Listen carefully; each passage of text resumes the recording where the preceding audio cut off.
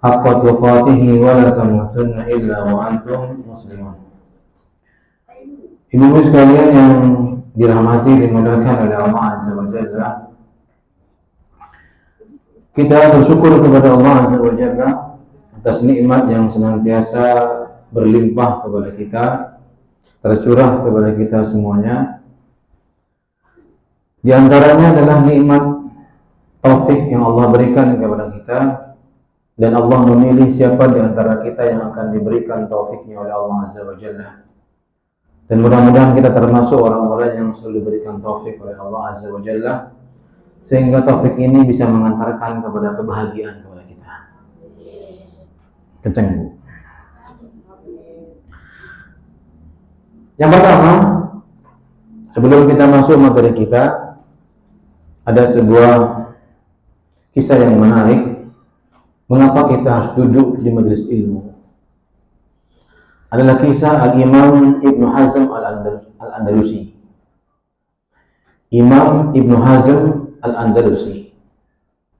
Suatu hari beliau memasuki masjid. Saat itu waktu asar. Kemudian beliau duduk, tidak melakukan sholat 2 rakaat tahiyatul masjid. Maka temannya kemudian menegurnya. Apa yang kau lakukan? Mengapa engkau tidak melaksanakan sholat 2 rakaat? Ya, maka beliau pun diam. Keesokan harinya, beliau datang dengan waktu yang sama, di waktu asar, di mana dipahami oleh kita bahwasanya ada 3 waktu yang tidak boleh kita sholat. Di antaranya apa? Di antaranya waktu ketika selesai sholat asar. Kemudian beliau sampai di masjid, maka beliau kemudian sholat 2 rakaat. Selesai sholat, temannya ini mendekatinya. Kemudian dia berkata, apa yang kamu lakukan? Mengapa engkau sholat 2 rakaat padahal ini waktu terlarang? Lihat perkataan Al-Imam Ibnu Hazm Al-Andalusi. Apa kata beliau? Kemarin engkau menegur saya karena saya langsung duduk. Sekarang engkau menegur saya ketika saya juga melakukan sholat. Kemudian kata beliau, apa mau kalian? Ya, ini kayaknya mau berantem. Apa mau kalian? Kemudian beliau mengatakan, demi Allah, mulai hari ini saya akan menuntut ilmu sampai kalian tidak membodoh-bodohiku. Akhirnya beliau pun menuntut ilmu dengan giatnya sampai beliau menjadi seorang imam, ya, seorang imam yang diambil rujukannya di saat itu. Apa sebabnya, Bu? Karena dia tidak mau dibodoh-bodohi. Makanya apa? Ilmu itu, ya, sekali lagi, untuk menyinari kehidupan kita, untuk menerangi kehidupan kita, agar kita lebih baik ketika kita menuntut ilmu, agar ibadah kita lebih baik kualitasnya sebelum kita menuntut ilmu.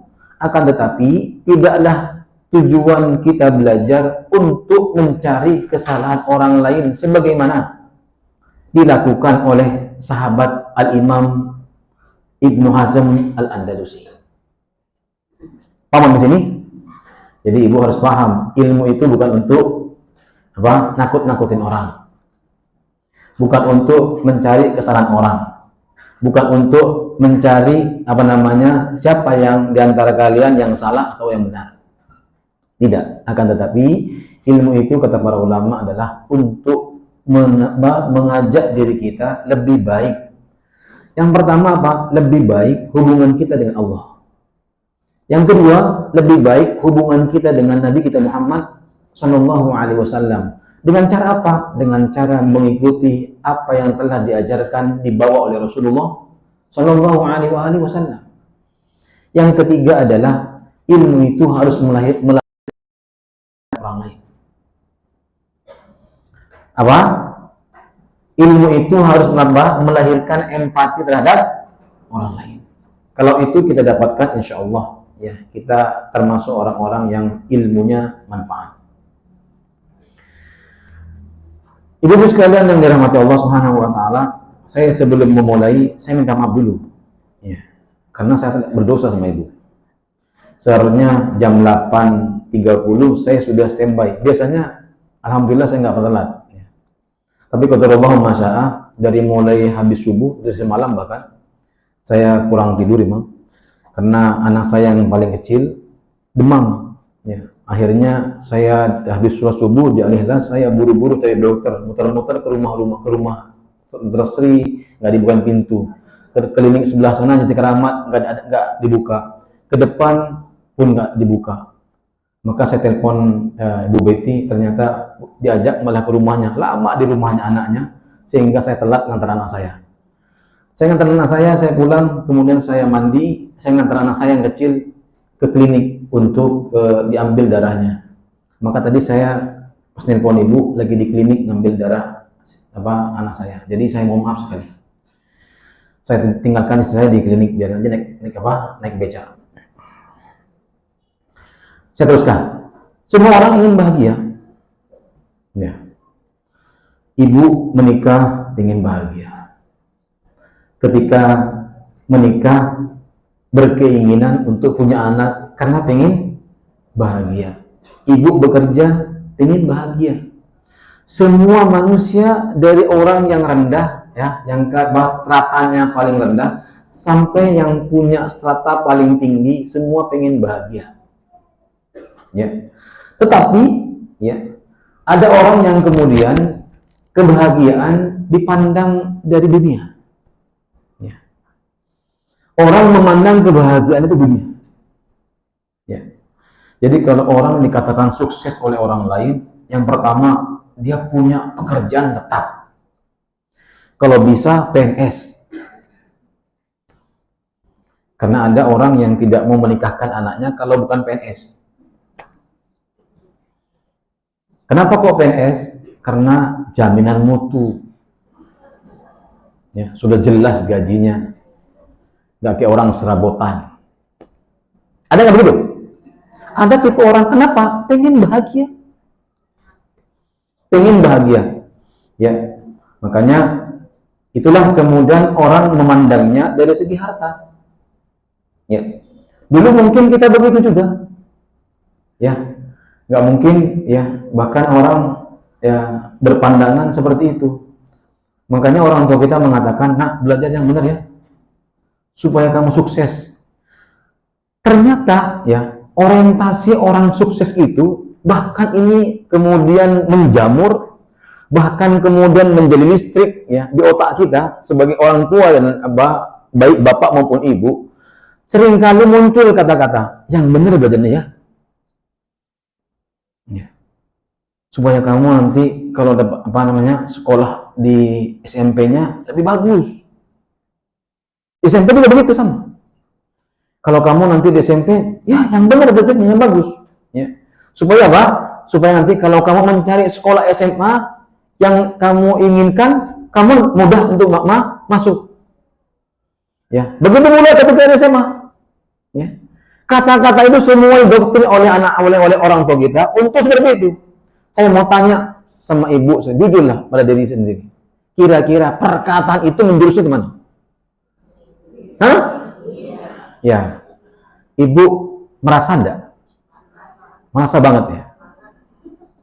Ya. Makanya apa? Generasi kita adalah generasi apa? Generasi dunia. Karena semua orang dikatakan sukses kalau dia punya pekerjaan tetap, gajinya tetap, ya. Dia punya kedudukan dan lain sebagainya. Kalau orang yang hanya serambangan, itu bukan kerja. Bahkan banyak orang yang menganggap bahwa kalau orang jadi imam masjid bukan kerja. Maka dulu disepelekan. Kamu apa maksudnya? Imam masjid. Bukan pekerjaan itu. Ya. Ibu tahu enggak gajinya orang jadi imam di Malaysia? Tahu nggak berapa? Di Qatar lebih gede lagi. Saya ditawarkan dulu ketika saya masih sekolah. 150 juta per bulan. 150 juta. Di Qatar setara dengan 500 juta sebulan. Jadi kalau ibu, tapi syaratnya apa? Harus hafal 30 juz. Ternyata ibu, orang itu mulia bukan karena apa? Harta ternyata. Masya Allah. Sekarang kira-kira ibu mau merubah mindsetnya? Ya, merubah mindset nggak bu? Rubah dong. Ya. Kenapa? Karena Al-Quran itu Masya Allah berkah. Coba kita kutip firman Allah Subhanahu wa taala dalam surah Shad ayat yang ke-29. Betulkah ketika kita mencari kesenangan kebahagiaan itu dengan sebelum saya baca ini, ibu buka-buka dulu. Ya. Shad ayat yang ke-29. Ya. Surat yang ke-38. Ya, kalau bukan handphone cepat. Ya. Ibu, terus ya. Kata Allah Subhanahu wa taala, "Kitabun anzalnahu ilaika mubarakun." Apa artinya? Kitab. Mana kitab? Al-Quran. Anzala, diturunkannya, ilaika kepadamu wahai Muhammad, mubarakun, membawa berkah. Assalamualaikum warahmatullahi wabarakatuh. Berkah. Allah Subhanahu wa taala yang mengatakan bahwasanya Al-Quran Allah turunkan ke bumi ini, itu akan memberikan keberkahan. Bumi menjadi berkah. Orang yang membawa Quran akan menjadi berkah. Maka orang yang tidak bersama Quran, maka hidupnya tidak akan pernah berkah. Ya, saya katakan, ibu harus punya hafalan minimal. Ya. Rutin Ustaz, gimana rutin? Ya, harus rutin. Kenapa? Kalau kita mencari keberkahan. Keberkahan itu apa? Berbanding lurus apa? Kebahagiaan. Maka kalau orang yang kemudian ingin bahagia apa? Dekat dengan Al-Quran. Kalau orang jauh dari Al-Quran, maka dia tidak akan pernah mengalami kebahagiaan. Karena kebahagiaan hanya muncul di mana? Di hati. Hati itu tidak bisa disirami dengan ruang recehan. Hati itu tidak bisa kemudian dituangi dengan apa? Dibasahi, diberikan pupuk dengan apa? Dengan dunia, tidak bisa. Bagaimana hati bisa bahagia? Apabila dia dekat dengan Sang Penciptanya. Di antara cara untuk mendekat dengan Sang Pencipta apa? Baca Quran. Ya, jangan baca WA.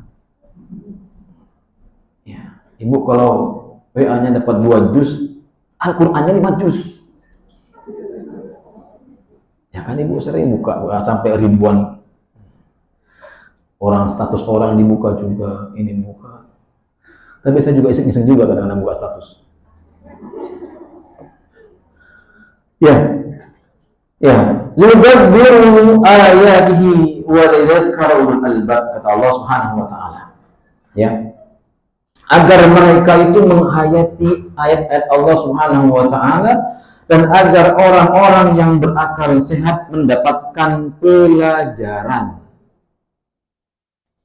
Lihat, Allah Subhanahu wa taala tidak pernah memuji sedikit pun tentang dunia, tidak pernah memuji dalam Al-Qur'an. Coba cari di mana Allah berfirman, dalam surah apa, ayat berapa? Cari sampai ketemu, dari mulai apa? Al-Fatihah sampai An-Nas.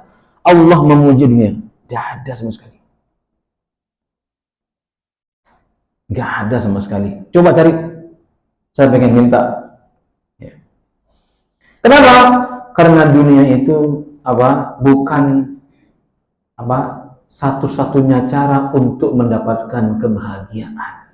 Dunia itu hanya sarana untuk kita bisa bahagia. Ya. Kemudian apa?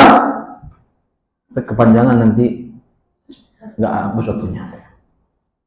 Sampai sini ibu paham ya.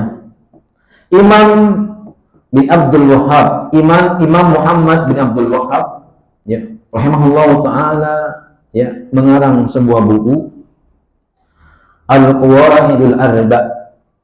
Al-Qawaidul Arba. Ya. Beliau menyebutkan dalam kitab beliau Unwanus Sa'adah Tsalatsa.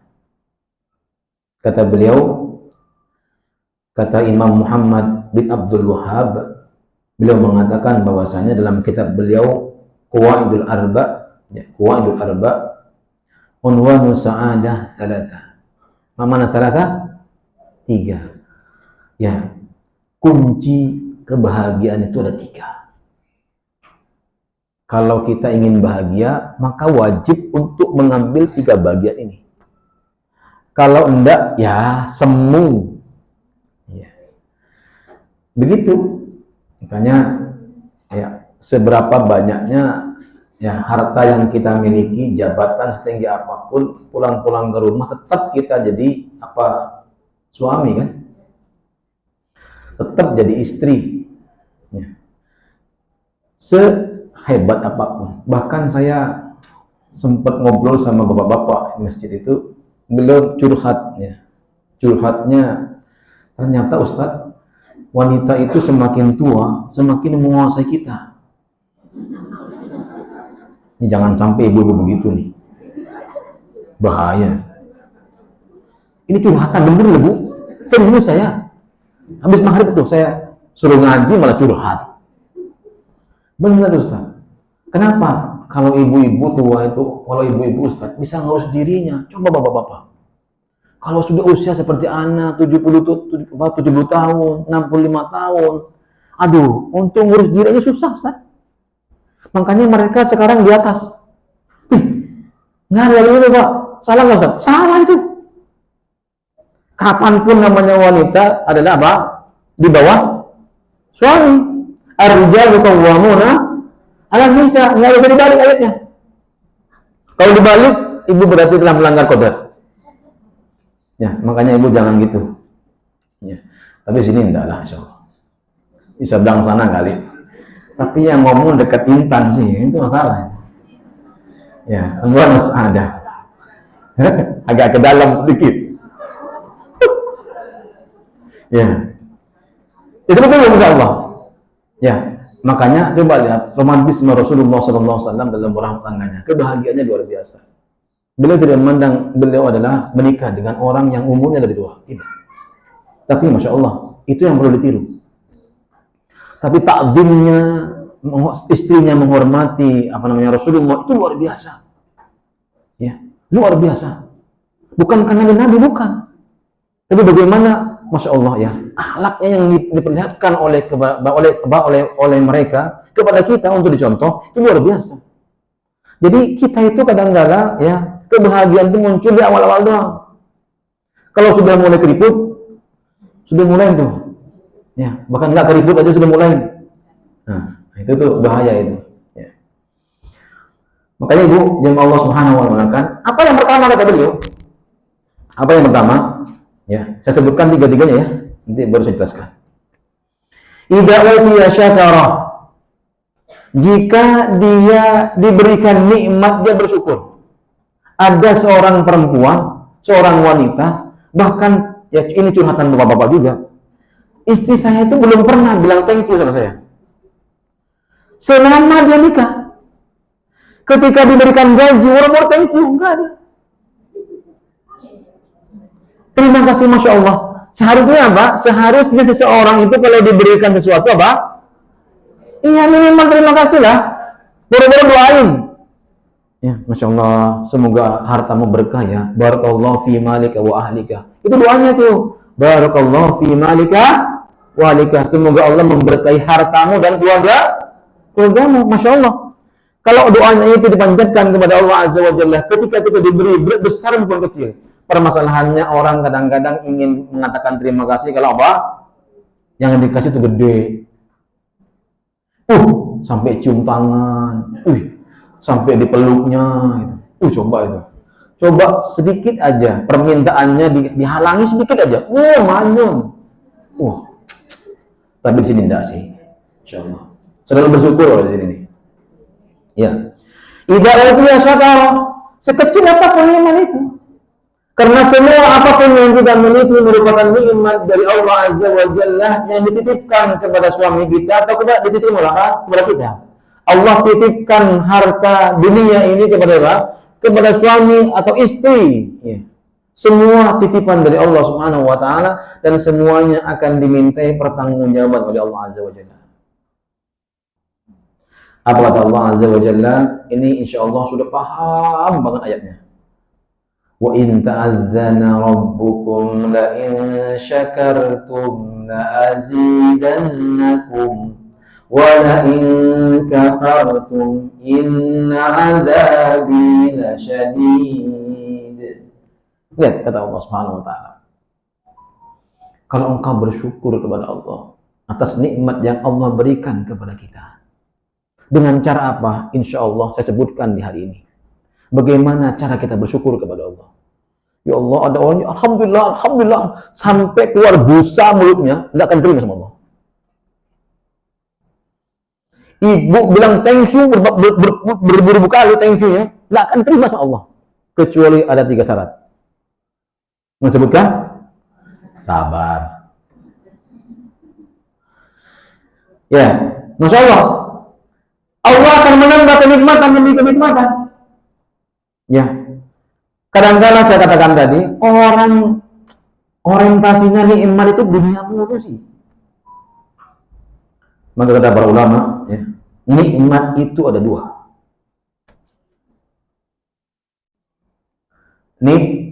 Nikmatun dhahiratun. Yang kedua, nikmatun batinatun. Yang bisa menjelaskan, mengartikan, saya kasih hadiah. Fikih, zikir pagi petang. Udah punya kan? Yang nggak punya lah. Ya, ini yang paling gede nih. Untukmu yang berjiwa hanif. Ini punya Armeniro nih. Bener kan? Saya suka kalau baca. Coba. Nikmatun dhahirah.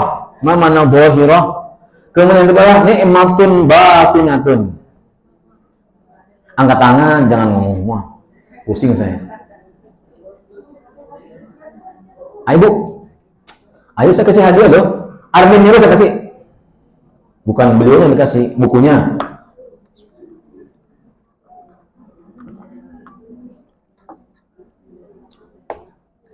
Hai. Masa Ibu? Bahasa yang gampang. Dhahir, mana dhahir? Dhahir, mana dhahir? Padang iki. Apa namanya? Kelihatan jelas. Tuh, kalau barang-barang bisa ya. Kalau sendiri memang nggak bisa ya. Aneh. Batinah kebalikannya. Versusnya lah apa? Batinah. Apa batinah itu? Tersembunyi. Yang tidak kelihatan. Ya. Makanya iman di mana? Di hati. Kata Nabi Shallallahu Alaihi Wasallam, at-taqwa hahuna, at-taqwa hahuna, at-taqwa hahuna. Sambil beliau menunjuk kepada apa? Hatinya. Takwa itu di sini, bukan di sini. Bukan di sini juga, bukan. Di sini. Ya. Makanya ya kita itu posisi iman itu ada di hati. Posisi niat yang paling besar yang bisa diterimanya amal di sini. Bukan di sini. Makanya sampai apa? Monyong mulutnya, ya, ngucapin niat tapi hatinya enggak diterima sama Allah. Ya. Yang pertama apa? Nikmat yang tampak. Di antaranya apa? Harta. Yang kedua apa? Rumah, mobil, ya.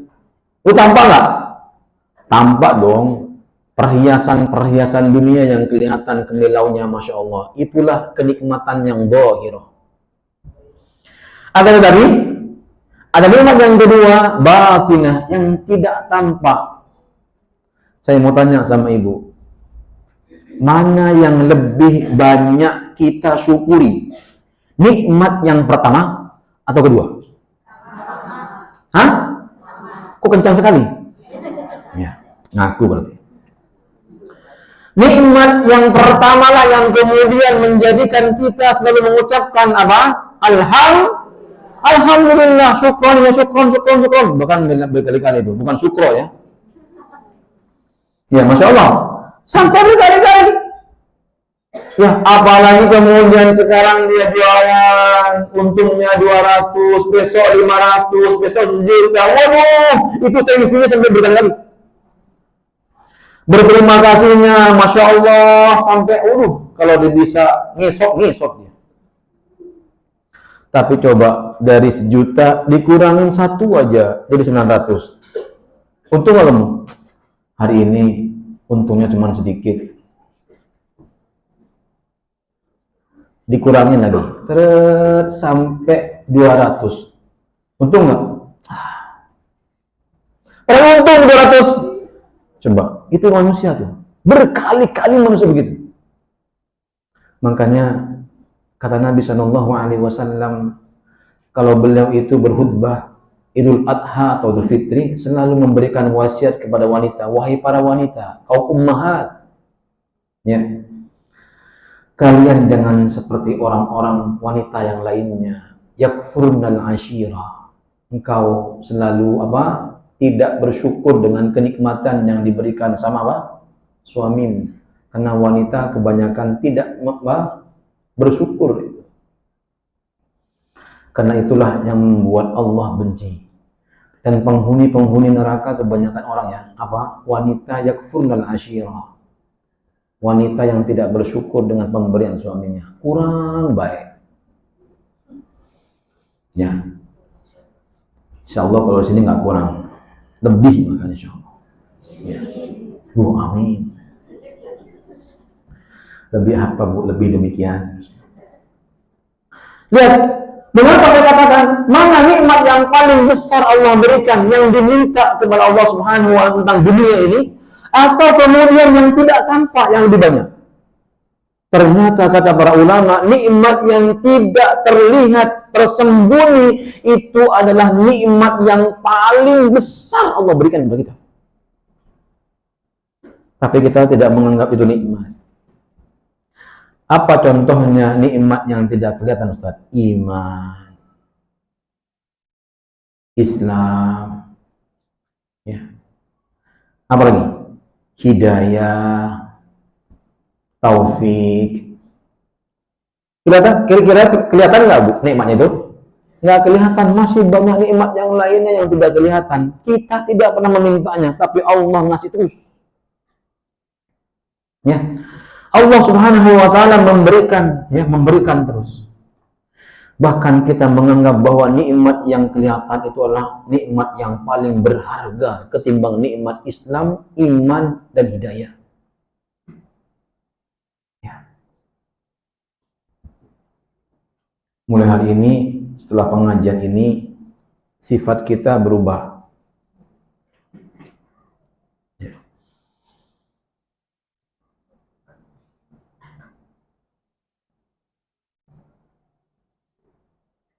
Disebutkan oleh para ulama, Ibu boleh menulisnya ya.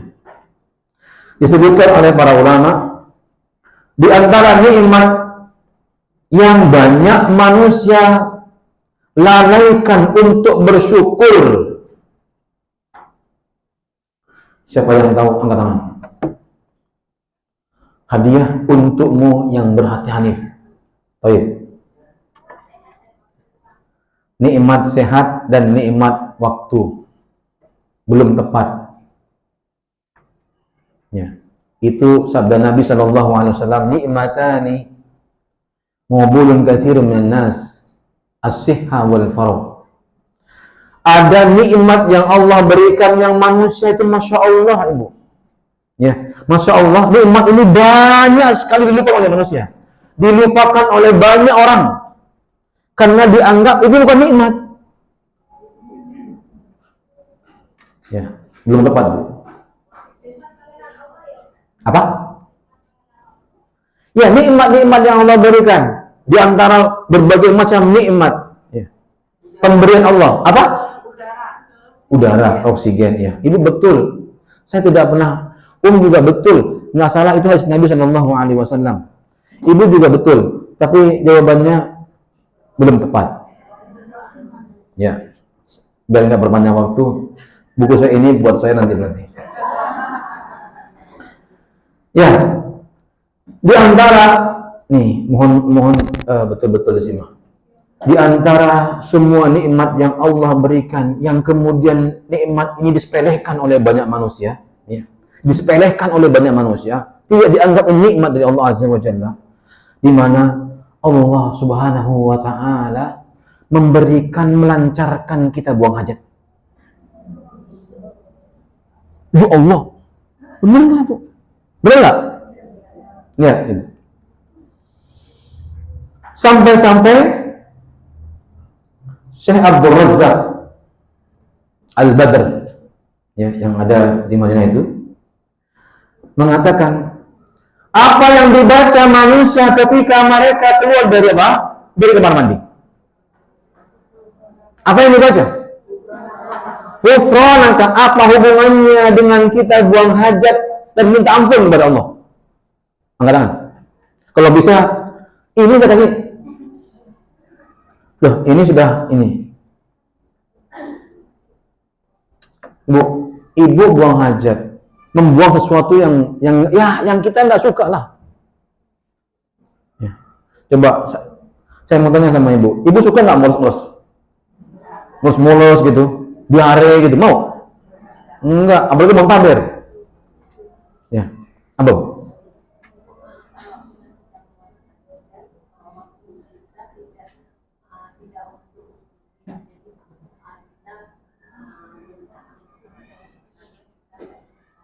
Masya Allah, jawaban luar biasa.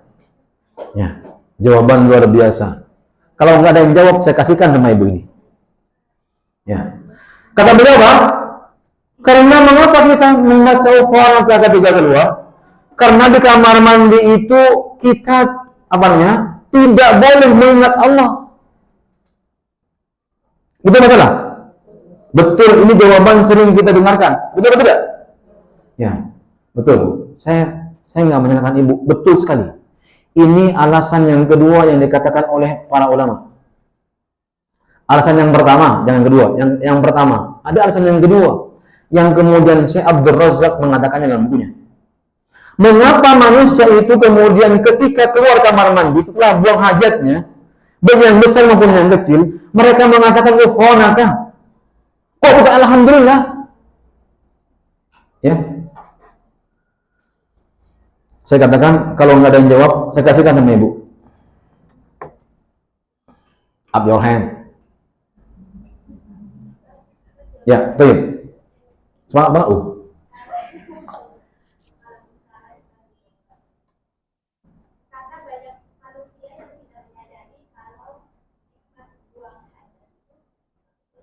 Ya, 100. Ini buat Saya kasih buat ibu. Ibu mau yang mana? Yang mana, Bu? Yang putih, Masya Allah. Ini, Bu. Karena orang banyak tidak sadar bahwasannya nikmat buang hajat itu merupakan nikmat dari Allah. Mengapa kemudian apa? Doanya ghufranaka, minta ampun kepada Allah. Karena orang banyak lalai bahwa nikmat itu merupakan kenikmatan yang Allah berikan kepada kita. Ibu akan sadar nanti ketika saya berikan contoh seorang raja yang punya kekuasaan yang luar biasa. Ya. Kemudian apa? Masuk kamar mandi, doanya apa?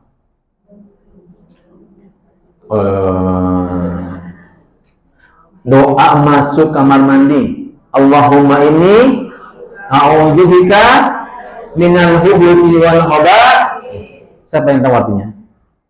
Tinggal satu ini. Dua, ambil lagi, Bu. Gimana? Loh, ini ibu ngajarin anaknya, gimana cara ngajarinnya? Bingung saya. Nah, kalau kamar mandi, baca doa ya. Terus kalau nggak doa kenapa? Nah, mau ibu mana? Itu kan tuntunan dari Rasulullah. Hari dia jadi ini dia. Itu dalil yang memang nggak bisa jawab. Apa doanya? Apa artinya coba? Allahumma inni a'udzubika minal khubuthi wal khaba'ith. Angkat tangan Bu, bagaimana buku nomor pecah-pecah? Ini juga bingung. Ya, nah Bu. Ya, Masya Allah, 100. Ini buat Ibu. Hadiahnya sudah habis. Baik Ibu, lihat. Allah Subhanahu wa Ta'ala mengajarkan lewat Rasulullah Sallallahu Alaihi Wasallam agar kita selalu berdoa untuk masuk kamar mandi. Sebelum masuk kamar mandi, kenapa? Minta perlindungan kepada Allah dari siapa? Setan atau iblis yang gemuk atau jin yang baik laki-laki maupun perempuan. Ternyata di kamar mandi itu ada 2 penghuni. Dan seburuk-buruknya tempat adalah kamar. Yang kedua, pasar. Bukan jangan sering-sering ke pasar. Sekarang pasarnya sudah di sini, Bu. Ibu sayur apa? Sayur semuanya sudah di sini. Insya Allah dalam waktu 10 menit datang. COD. Ya. Tapi ibu nggak dapat pahalanya. Allah bangunkan surga Allah rumah di surga. Apa pahalanya? Hilang. Karena pasarnya sudah masuk handphone. Kalau ibu datang ke pasar, berdoa sama Allah sebelum masuk pasar, maka kata Nabi SAW akan dibangunkan rumah di surga Allah Azza wa Jalla. Gede itu. Tapi insya Allah banyak yang lupa. Ya. Allah tuh memberikan sesuatu nggak mungkin tiba-tiba. Kenapa? Mahal, tapi orang jarang mengerjakannya. Kenapa kok jarang? Karena manusia sudah berambisi di otaknya, Pak. Sayur ini, saya masak ini, saya beli ini, saya beli ini, saya beli. Udah, di sini otaknya. Masuk pasar, terus hilang semuanya. Pelan.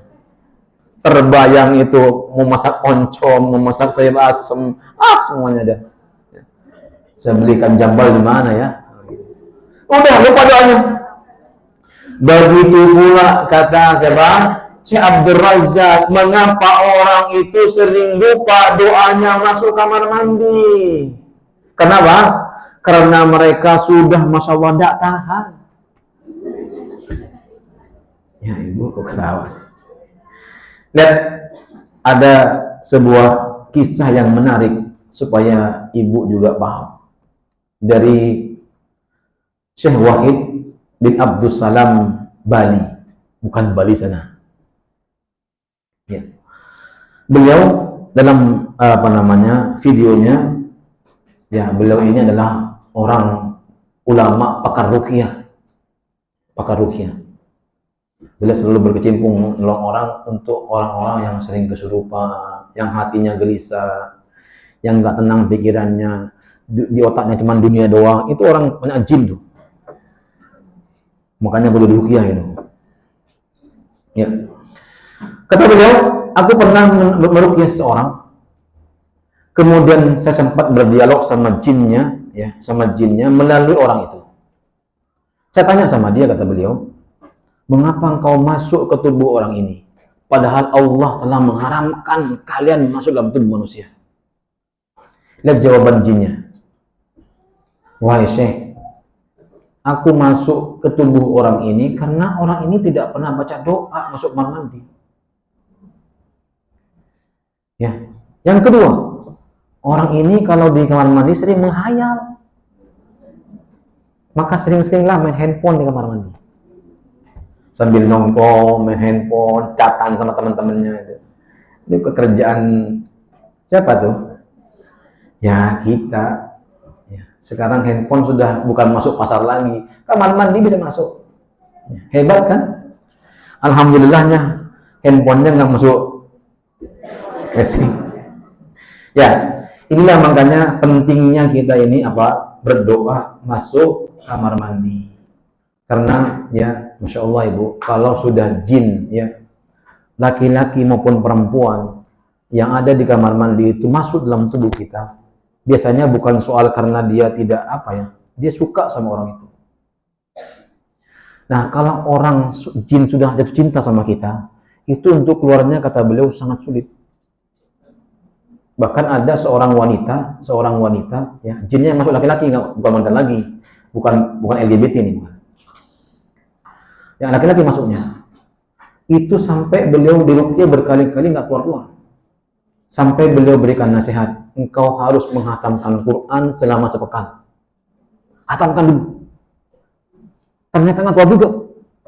Kalau begitu, udah 4 hari hatam. Nggak bisa juga. 3 hari hatam. Berkali-kali 3 hari hatam terus, baru jin takluk. Diruqyah mempan. Makanya ibu jangan main-main. Ya, ini doanya bener, ya. Bukan bohongan. Ngibul, Ustaz. Makanya ada orang bikin kamar mandi sampai kayak kamar. Ngapain tuh? Uling-uling.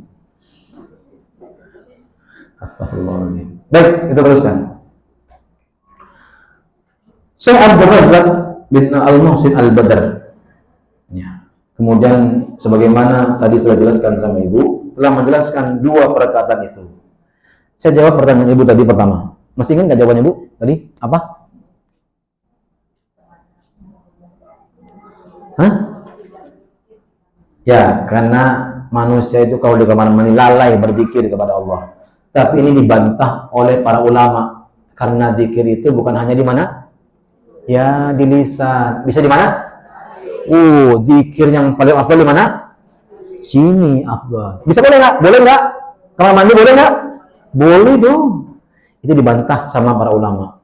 Tapi saya kasih hadiah sama ibu, karena ibu udah jawab. Ya. Baik, inilah yang kemudian harus dipahami oleh kita. Kita masuk kepada yang berikutnya, kisah seorang raja yang memiliki kekuasaan yang luar biasa luasnya. Ya, udah pernah dengar nggak? Udah pernah dengar belum? Belum ya, sekarang dengar. Ada seorang raja yang memiliki kekuasaan yang luar biasa luasnya. Akan tetapi dia tidak pernah terlena dengan kekuasaannya. Dia nggak OKB. Tahu OKB kan? Ya, orang kaya baru apa? Orang baru kaya. Terserah ibu lah. Ya. Buktinya apa? Buktinya kata para ulama ya. Beliau ini sering mengundang ulama-ulama untuk datang ke rumahnya, welcome dia. Ayo, datang ke rumah. Kalau makanya ibu kalau sudah punya rumah, ya, sing ngajak ke rumahnya. Ngapain, Ustaz? Ya makan bareng lah. Suruh ngepel rumah, nggak mungkin. Tolong bantuin dia, lagi sibuk sih. Enggak, siapin makan, Masya Allah. Itu luar biasa ibu. Ya. Suatu hari ada seorang ulama ya yang berkata atau bertanya kepada sang raja, wahai raja, ya, dengan segala kekuasaan yang kau miliki ini, ya, seandainya suatu ketika nanti Allah Subhanahu wa Ta'ala memberikan satu penyakit kepadamu, ya, gara-gara penyebab penyakit ini raja tidak bisa makan dan tidak bisa minum. Raja tidak bisa makan dan tidak bisa minum. Ya.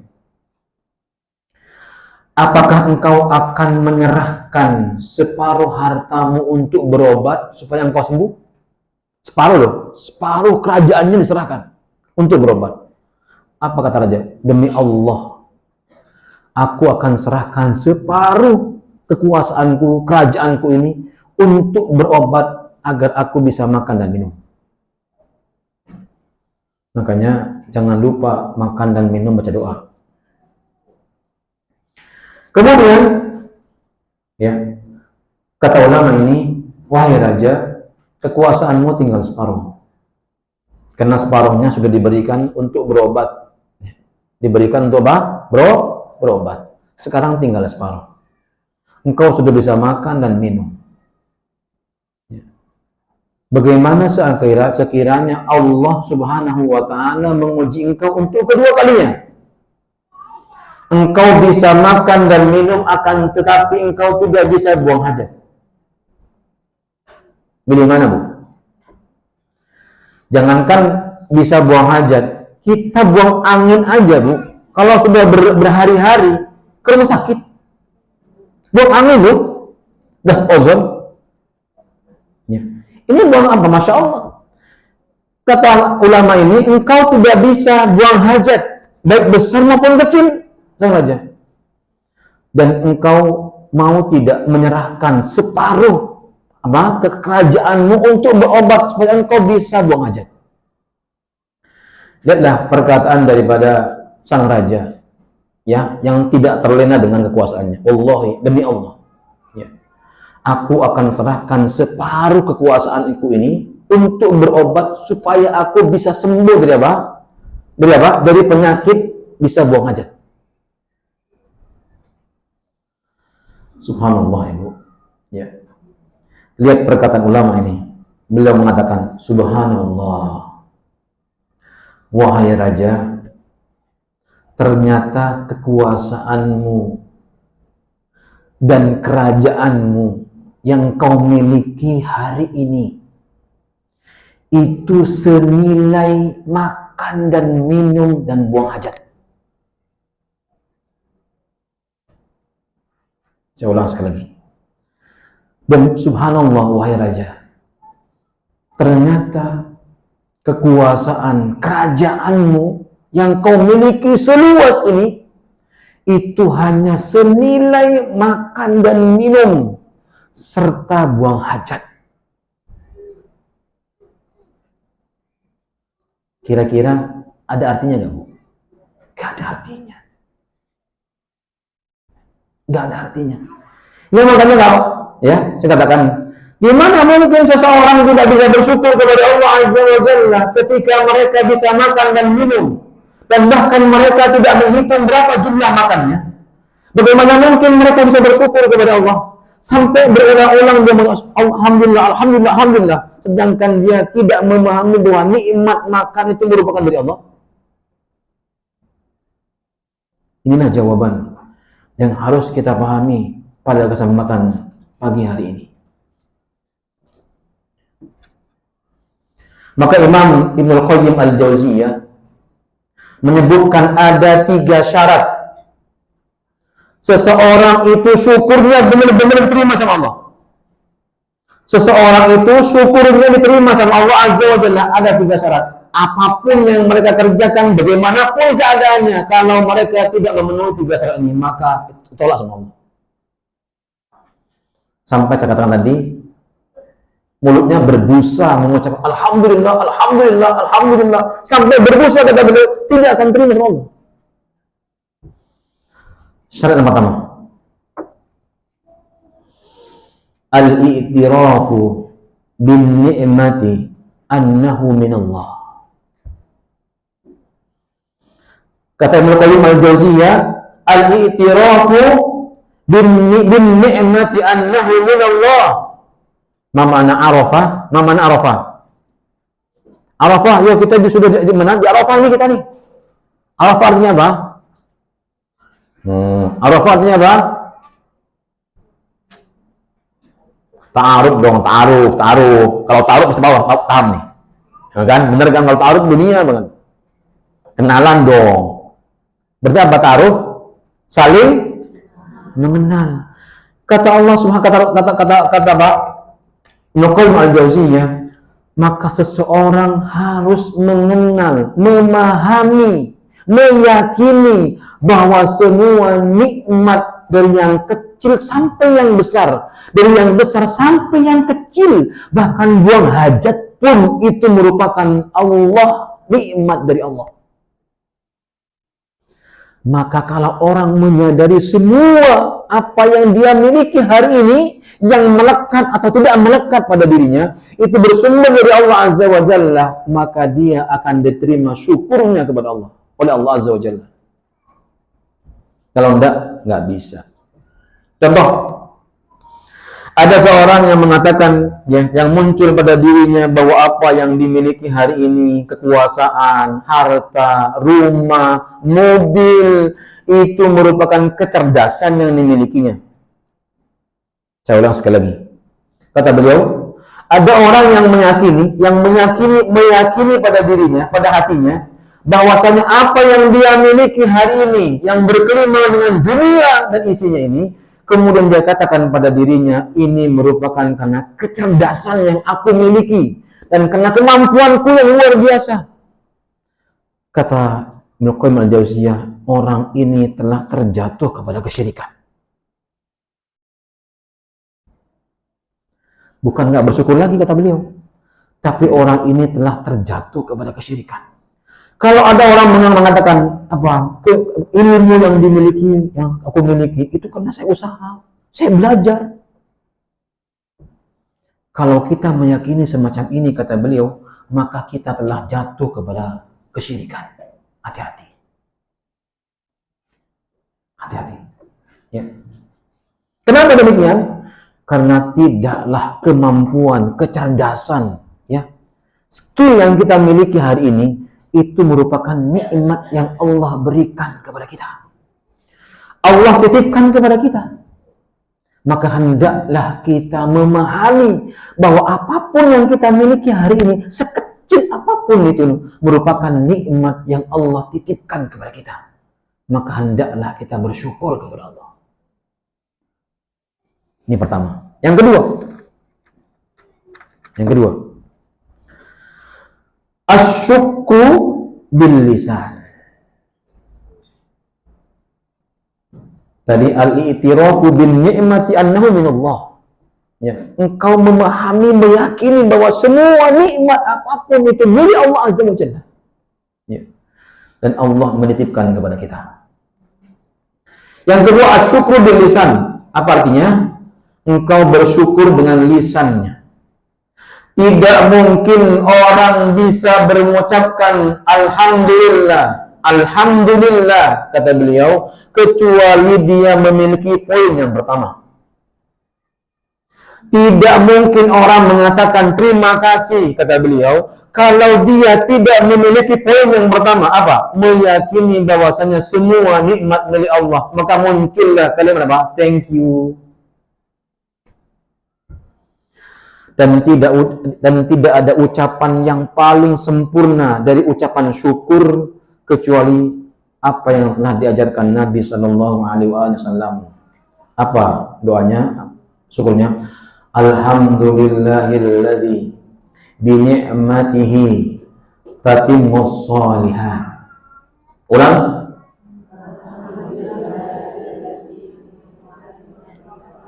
Ya, artinya Alhamdulillah alladzi bi ni'matihi, nikmat, dengan nikmat-nikmatnya semua kenikmatan menjadi sempurna.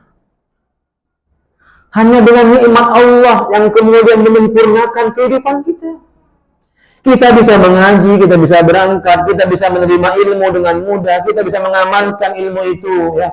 Kita bisa berbicara dengan baik kepada orang lain. Semuanya adalah karena kesempurnaan nikmat yang Allah berikan kepada kita. Bukan semata-mata karena hebatnya kita. Bukan semata-mata karena apa luar biasanya kita sekolah. Bukan. Ya. Bukankah banyak orang yang dititipkan sekolahnya tinggi-tinggi, tapi ternyata hidupnya dijeruji besi? Mereka tidak bisa menikmati udara luar dengan segarnya. Mereka hanya dikerangkeng. Kenapa? Karena ilmunya tidak manfaat. Ya, bacalah doa ini yang diajarkan Nabi Shallallahu Alaihi Wasallam kalau kita mendapatkan apa? Nikmat. Ingat, nikmat itu jangan orientasinya yang pertama. Apa itu? Dunia. Nikmatun dohiroh, yang tampak doang. Kalau bisnisnya deal, alhamdulillah, sampai jinggak-jinggak alhamdulillahnya. Tapi kalau dikit, alhamdulillah, kecil. Dianggapnya bahwa itu bukan nikmat Allah. Ingat Ibu, saya ingat sekali lagi, nikmat kita buang hajat, kita bisa makan, minum dengan baik, itu karena Allah. Lihat, banyak saudara kita yang minum air cuma sedotan, nggak boleh minum lagi. Apa itu penyakitnya? Ya, yang namanya bed itu pasti begitu. Nggak boleh makan banyak, minum banyak, nasi juga nggak boleh. Itu namanya apa? Diabetes. Kebanyakan makan gula. Ya, makanya gula jangan dimakanin terus. Kasih semut. Ya, biar dia yang diabetes. Tapi alhamdulillah ya nggak ada semut yang diabetes. Ya. Kenapa kita diabetes ya? Aneh. Karena kita kurang bersyukur kali ini. Baik, yang ketiga, asyukru bil jawari. Asyukru bil jawari. Engkau bersyukur dengan seluruh anggota tubuh. Nah, ini adalah wujud daripada kita memiliki yang pertama dan kedua. Bukan hanya ucapan saja, tapi inilah kata para ulama, inilah syukur yang sangat sulit. Contohnya Pak Ustaz, contohnya kita diberikan mata, bagaimana cara bersyukurnya? Jangan melihat yang maksiat. Kita diberikan telinga, jangan mendengarkan yang dilarang sama Allah. Kita dikasih lisan, jangan dibawain oleh orang, baca Quran aja yang banyak. Ya, boleh baca WA 1 lembar, kita baca Qurannya 5 lembar. Ya, paham sini? Paham sini? Ya, punya kaki, jangan goes doang, ke masjid nggak datang. Majlis taklim diundang berkali-kali, sampai posternya di mana-mana, bannernya iya, Masya Allah. Yang lebih kuat apa? Ngumpulnya. Itu namanya apa? Orang yang tidak hanya mengucapkan thank you. Ya. Tapi Masya Allah, ternyata anggota tubuhnya nggak thank you. Makanya kata beliau, harus ada 3 kalau kita ingin ditambah nikmatnya sama Allah. Ya, apa korelasinya? Hendaklah manusia menyelaraskan semua nikmat sesuai apa yang Allah cintai, Allah ridai. Itulah orang bersyukur. Pakai baju, Allah suka nggak ya? Oh, ternyata nggak suka. Jangan dipakai. Nggak suka kok. Tapi saya suka Ustaz. Ya udah, pakai aja. Gosong nanti kamu. Ya, Masya Allah. Tapi Masya Allah ya Bu, Allah itu Masya Allah nggak punya sedikit pun dolim sama hambanya. Ya, Allah itu nggak punya sifat dolim sama hambanya.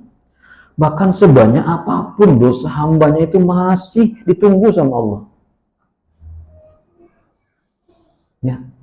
Bahkan sebanyak apapun dosa hambanya, bahkan berkhianat sama Allah, diberikan nikmat sholat juga enggak, rizkinya berlimpah ruah, rumahnya di mana-mana, mobilnya mewah-mewah, Masya Allah. Tapi nggak pernah sholat, masih dikasih sama Allah. Bahkan Allah Subhanahu wa ta'ala menyebutkan, qul ya ibadiyalladzina asrafu ala anfusihim la taqnatu min rahmatillah. Wahai hamba-hambaku, kata Allah. Masih diseru ya Pak? Wahai hamba-hambaku, kata Allah Azza wa Jalla. Padahal hambanya bermaksiat kepada Allah, nggak pernah mau sujud kepada Allah Azza wa Jalla. Suruh zakat, pelitnya luar biasa, kodek. Suruh ngaji, aduh sibuk, saya nggak sempat ngaji. Kalau nongkrong, Masya Allah, berjam-jam Bang. Bisa nongkrong itu. Ya. Kita temuan di mana aja? Ya, kita ketemuan Gos sana, di Puri Gading. Nyampe di Puri Gading. Yang siapa yang suka Puri Gading? Ketahuan saya nanti, saya suruh pulang. Ya. La taqnatu min rahmatillah, kata Allah Azza wa Jalla, wahai orang-orang yang berkelima dengan dosa, engkau tidak pernah sholat, dikasih harta oleh Allah Azza wa Jalla. Masih dikasih harta sama Allah Azza wa Jalla. Masya Allah, jangan putus asa dari rahmatku, kata Allah. Masya Allah, coba ada orang begini Bu, Luar biasa. Ibu punya suami lu begini. Masya Allah. Sifatnya seperti ini. Masya Allah. Itu Masya Allah. Inna Allah yaghfiru dzunuba jami'a. Kata Allah. Aku ini zat yang maha pengampun dari semua dosa. Sebesar apapun dan sebanyak apapun dosamu. Asalkan jangan sampai nyawamu tenggorokan. Baru kamu teriak-teriak. Ya Allah ampuni dosaku. Nggak diterima. Kalau masih kita sehat. Nyawa masih di badan kita, langsung kita, ya Allah, aku bersimpu di hadapan-Mu ya Allah dengan dosa-dosa hamba yang banyak ini. Masya Allah, Bu, dibuka pintu rahmatnya oleh Allah Azza wa Jalla. Taubatnya dibuka sama Allah Azza wa Jalla. Ya. Allah itu berfirman dalam surah Az-Zumar ayat 53 sampai 54. Nanti Ibu renungkan baik-baik. Kita masuk yang berikutnya. Udah mau habis kan waktunya? Ya, itu risiko. Yang kedua, idza utiya syakara. Ya, idza tuliya sadara. Bukan idza, yang pertama adalah idza utiya syakara, jika dia diberi bersyukur kepada Allah. Ya. Tadi sudah disampaikan, syukur itu ya bisa sampai kepada Allah. Berapa syaratnya? 3. Siapa yang berkata? Ibnu Qayyim Al-Jauziyah. Yang pertama apa? Hendaklah kita meyakini, memahami bahwasanya semua nikmat itu adalah milik Allah Azza wa Jalla. Setelah itu apa?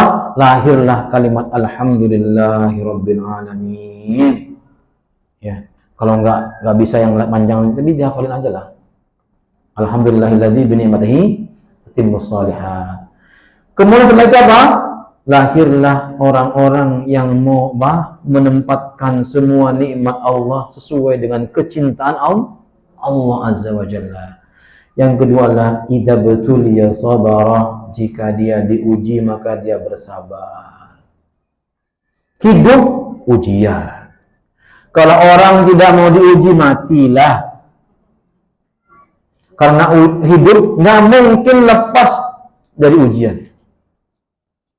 Sudah Allah firmankan dalam Al-Quran, وَلَنَبْلُوَنَّكُمْ بِشَيْءٍ مِّنَ الْخَوْفِ وَالْجُوعِ وَنَقْصٍ مِّنَ الْأَمْوَالِ وَالْأَنفُسِ وَالثَّمَرَاتِ وَبَشِّرِ الصَّابِرِينَ.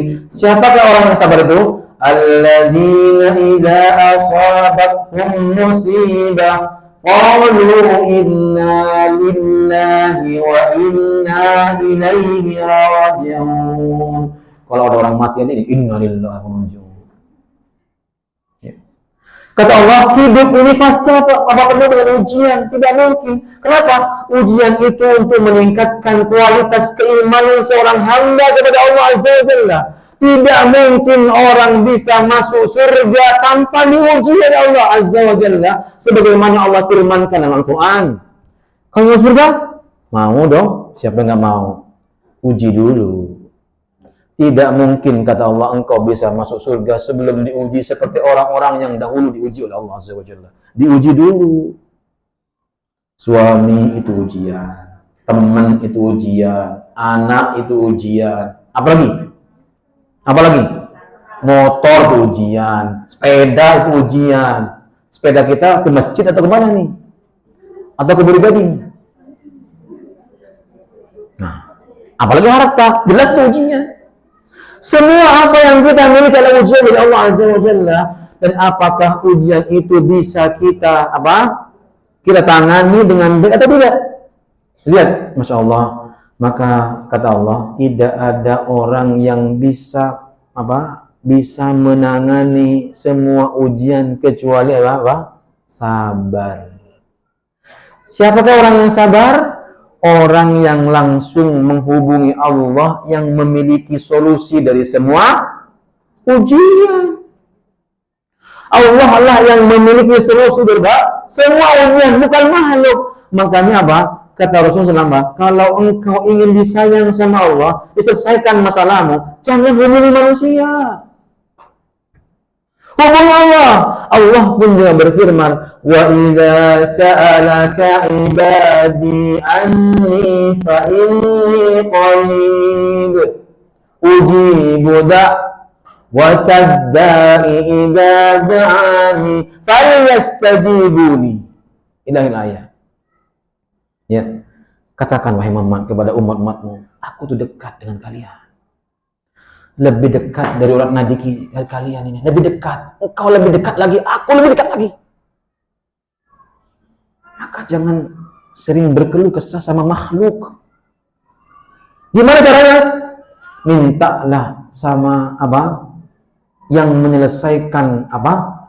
Yang menggenggam apa? Solusi. Siapa itu? Allah Azza wa Jalla. Ibu sekalian,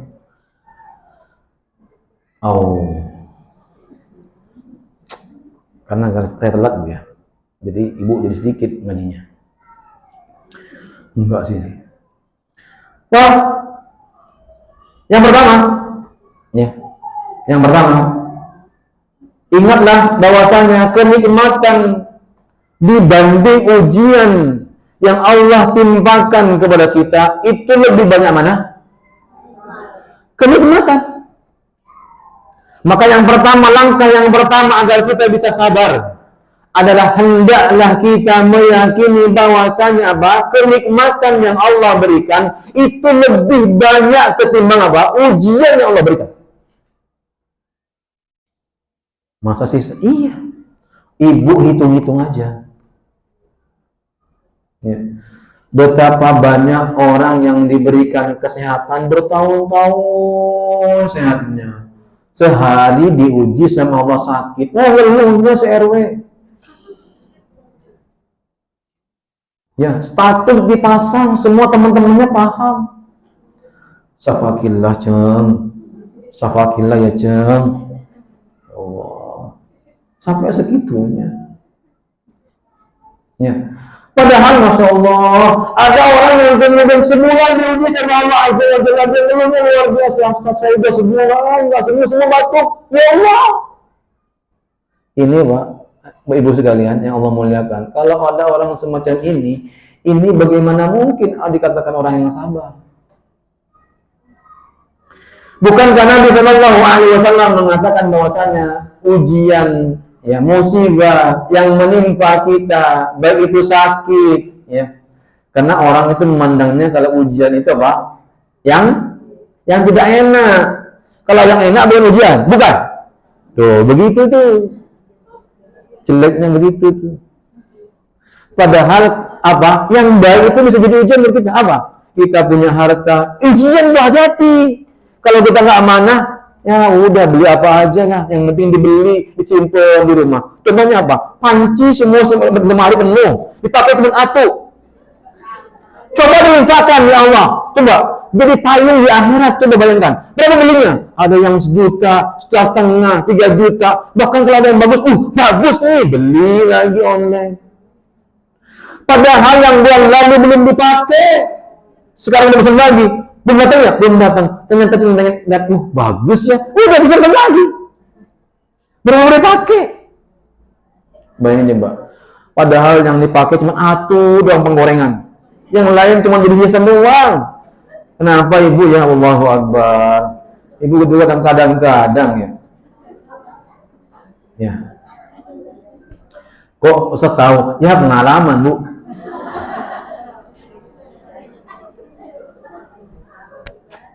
Ya. Tas sama tuh sama Ibu tuh, tas gitu. Ya Allah.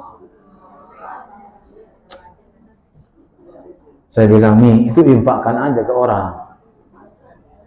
Masih ingat kalau tasnya tuh bagus, gede, ada duitnya. Gak ada duitnya. Saya jujur loh Bu kalau ngomong, terus. Saya jujur orangnya. Saya sama ibu saya juga sebegitu. Mak, itu tas isinya apa? Sampai ada 30 tas emak tuh. Itu dikasih dari orang-orang, dikasih, terimalah, masa dibuang. Yang mau dikasih lagi sama orang, nunggu burukan, kan nggak enak kalau dikasih. Kok kata siapa nggak enak? Justru pahalanya besar dong. Ya nggak? Ini nunggu mati baru dikasih. Ya, kasihkan Bu. Ya. Makanya Ibu, aduh ya Allah, saya mau ngomong gimana ya? Baik, ya. Sabar banget jadi suami itu bener. Istri itu aja.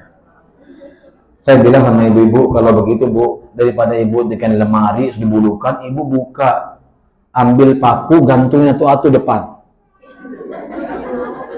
Kemudian ibu gantungin di depan rumah. Ini oke, Bantar Gebang itu kan jual apa? Jual perabot. Kan lumayan. Nanti ibu infakkan hartanya. Bu, nanti usaha Bu nggak boleh dibawa mati itu. Bener. Bahkan nanti pertanyaannya panjang loh. Bener. Ibu punya 5 baju, dengan 1 baju lebih banyak panjang mana? Hisapnya. Lebih panjang mana? 5, tapi ibu punya 10. Anjib kan? Iya. Semakin banyak harta yang kita miliki itu ujian. Makanya sabar, tahan nih. Ya Allah, alhamdulillah ayah sudah diangkat menjadi ini excellent 1. Luar biasa. Gajinya tambah, pasti nambah lah. Gimana? Mindsetnya ngapain coba? Seperti istrinya Abdurrahman bin Auf dong. Gimana istrinya Abdurrahman bin Auf? Udah ceritakan kemarin. Ya, siapa lagi yang mau dikasih ya? Gitu. Ini enggak, mau beli mobil yang mana lagi? Ayo cari rumah yuk. Astagfirullahaladzim.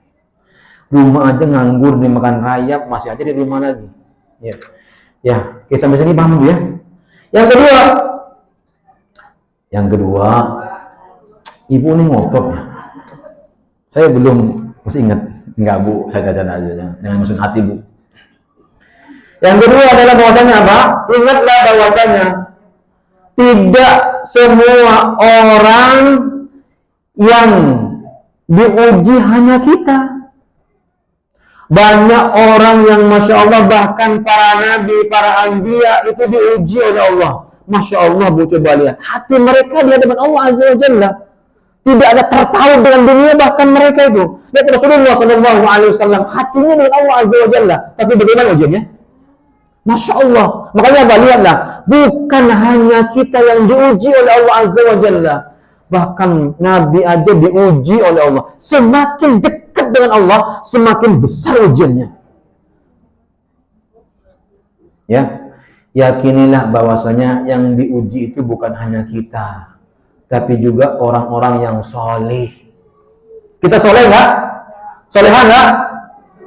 Insya Allah. Jangan kenceng jawabannya Bu. Insya Allah Ustaz. Lagi menata untuk jadi soleha. Setelah ngaji ini insya Allah kita nggak beli lagi Ustaz. Alhamdulillah. Kasih-kasihin Bu. Ya.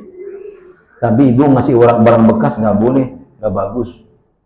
Lan tanalul birra hatta tunfiqu mimma tuhibbun. Ingat dalilnya itu.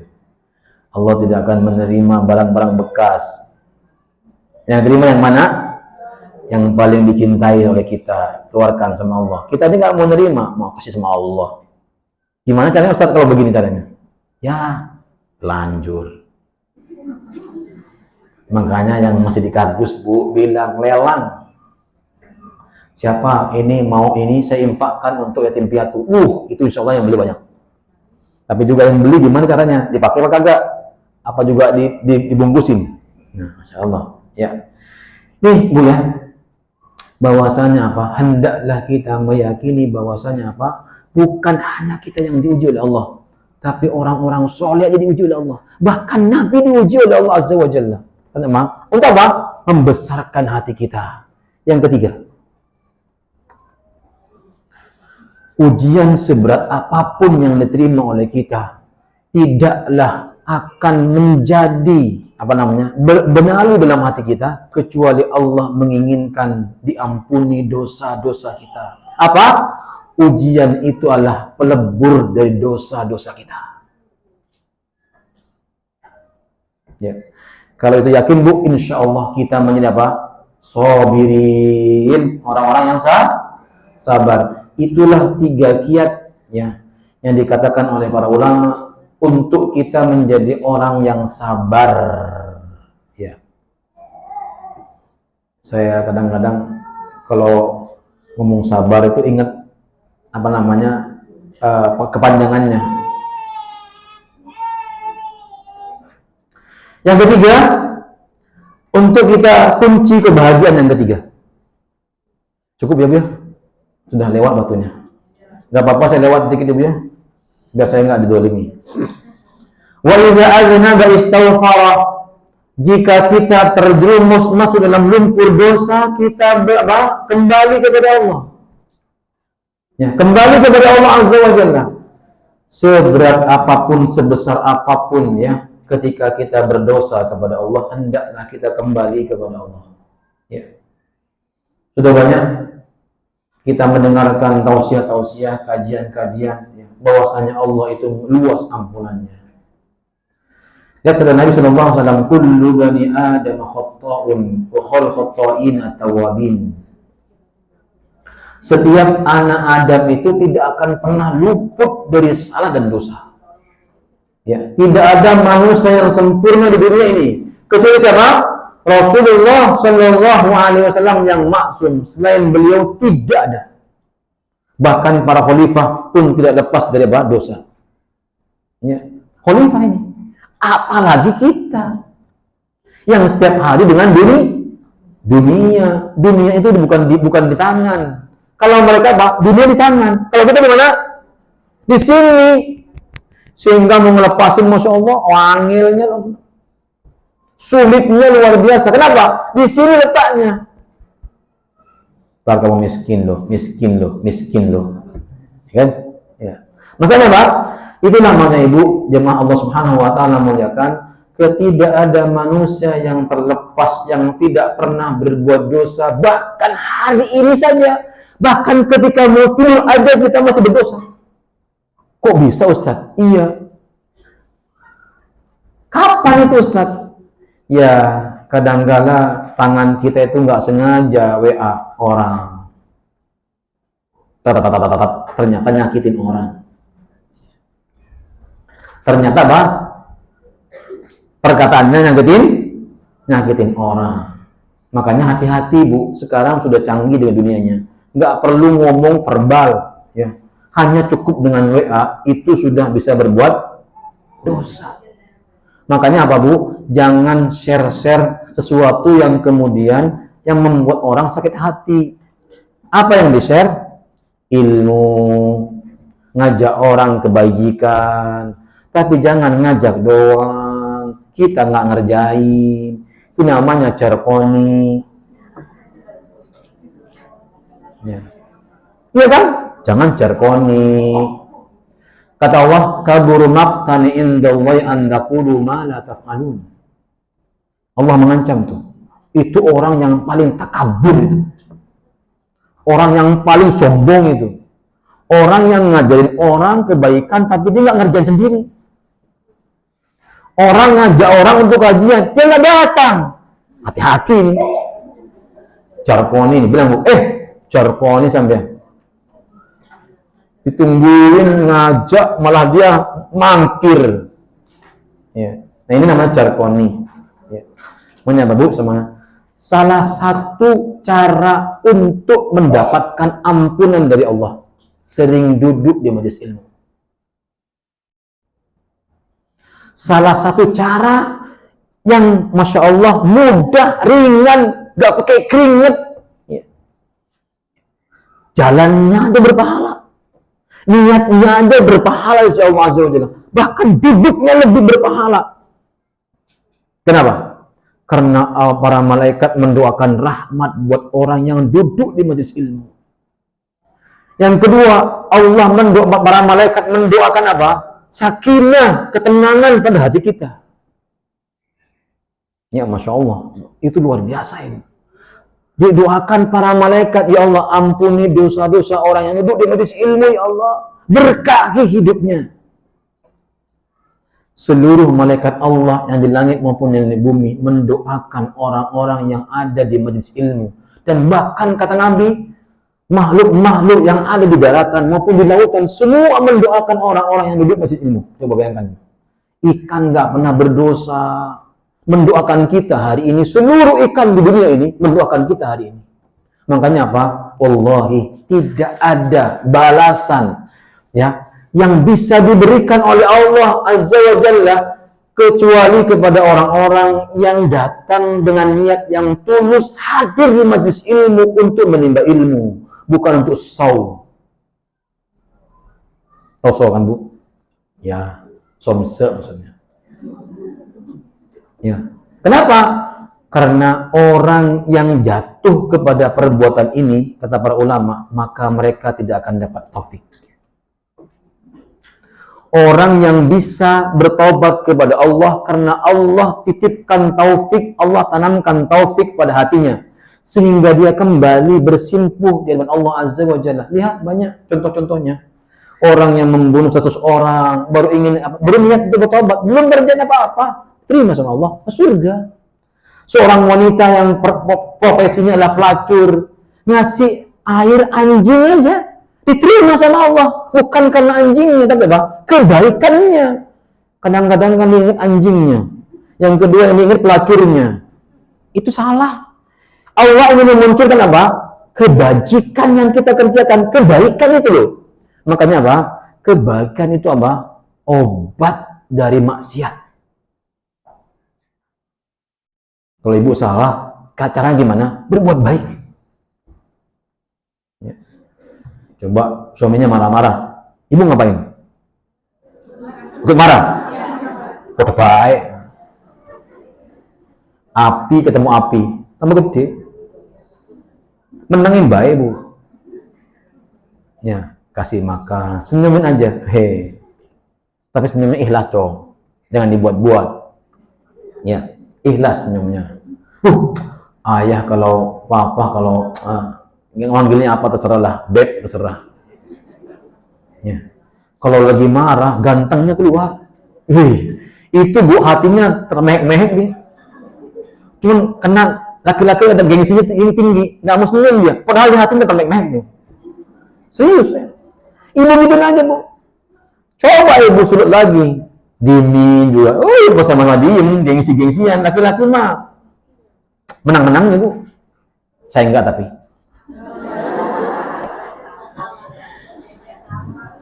Enggak, beda maksudnya. Ya, insya Allah Ibu. Semakin kita berilmu, insya Allah, semakin kita ingin mencapai kebahagiaan. Makanya apa? 3 hal kalau kita ingin bahagia. Bukan hanya ibu yang ingin bahagia, saya juga ingin bahagia. Yang pertama apa? Idza utiya syakara, bersyukurlah kepada Allah sekecil apapun nikmat itu. Bahkan hatta tadi apa? Buang air hajat pun dan makan pun itu nikmat yang luar biasa. Ya. Bukankah banyak orang yang masuk rumah sakit karena nggak bisa buang hajat? Berapa bayarnya? Mehong. Ya. Yang kedua apa? Idza tuliya sabara, jika diuji. Ya. Ibu sudah hafal la yukallifullahu nafsan. Hafal, lebih saya kalau hafal. Keren. Ya. Tapi prakteknya enggak sih di sini. Yang ketiga apa? Idza adnaba istaghfara. Jika terjerumus dalam lumpur dosa, langsung bangkit. Ya Allah, aku datang bersimpuh dari Allah dengan air mata tobatku ya Allah. Minta sama Allah. Kata Allah, aku suka sama orang ini. Wa in sa'alani la'utiyannahu. Jika dia minta kepadaku, minta ampun kepadaku, aku kasih semuanya. Ya. Baik, barakallahu fikum. Gak ada pertanyaan ya. Karena waktunya sudah habis dan bukunya sudah habis juga. Ya. Jadi saya sudah tidak terbebani. Kita cukupkan sampai di sini insyaallah. Mudah-mudahan Allah memberkahi kita, memberikan ilmu yang betul-betul bisa kita amalkan dalam kehidupan kita. Ya, jangan jarkoni ya. Subhanakallah bihamdik, asyhadu an la ilaha illa anta, astaghfiruka wa atubu ilaik. Assalamualaikum warahmatullahi wabarakatuh.